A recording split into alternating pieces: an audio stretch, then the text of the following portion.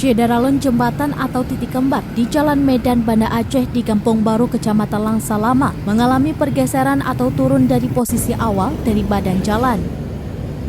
Pergeseran jembatan itu diduga disebabkan bantalan karet pada tiang abutmen jembatan telah usang dimakan usia.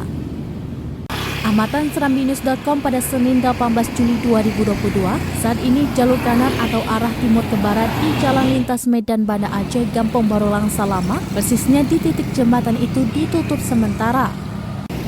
Penutupan dilakukan sejak Sabtu 16 Juli 2022 malam yang awalnya dilakukan oleh warga setempat.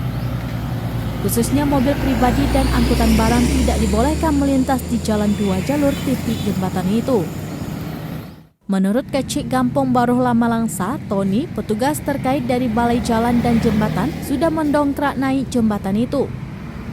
Selanjutnya, mereka akan segera memasang bantalan karet di antara tiang-tiang abutmen dan lantai jembatan itu guna menormalkan kembali posisi jembatan.